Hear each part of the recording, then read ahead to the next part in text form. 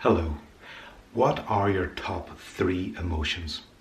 A while ago in a blog post, I asked you to think and write down the common emotions you have on a day-to-day basis.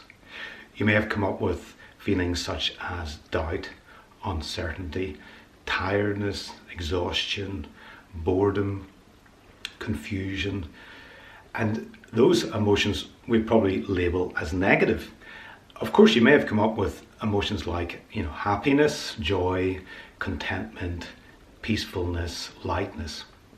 And of course, with those type of emotions, we probably aren't motivated to do anything about them. But what about the other ones, the ones that we call negative? So what are we going to do about them? And often we don't do anything because they're kind of like habitual. We choose them so often, I'm feeling tired again today. I'm always exhausted, or I'm feeling doubtful and uncertain. And we keep choosing and going back to those emotions again and again. And why do we do that? Well, first of all, they give us a temporary sense of relief because they're familiar. But also because sometimes those emotions are connected to change and to moving forward or to stepping into who we truly are. And we think that doing that is difficult. Then if we have doubts about that or uncertainty, or we just don't have the energy and we kind of feel low, then that gives us an excuse not to do what's hard or seemingly hard. And change can be uncomfortable. And so it gives us a way out.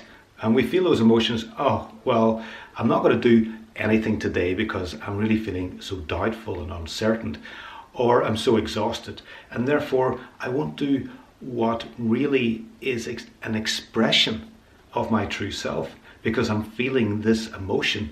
And then that gives us obviously a certain sense of relief.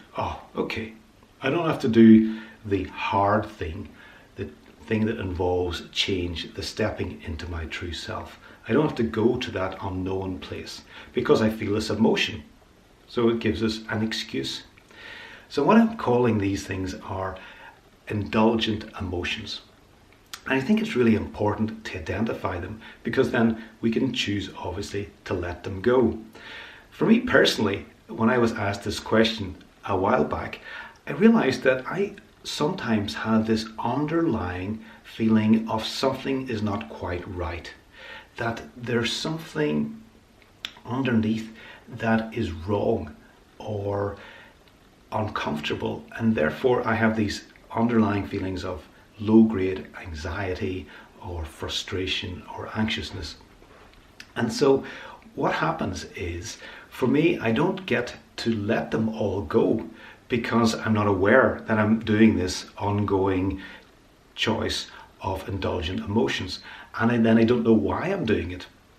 And part of the reason, as I explained, is fear of change. Because if I really want to step into my true self, there is no room for uncertainty and doubt. There's no room for confusion and fear. And I think for me, what's really important is to say no to those indulgent feelings. To know, first of all, with awareness, what is going on. And I think then with awareness, it's easy to let them go. It's easier than we think because we don't want them anymore. So I encourage you certainly to take this first step.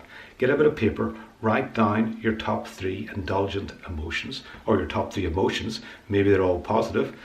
And if you find some that you would label indulgent, then maybe ask what's underneath that, and are you willing to let them go? Thank you.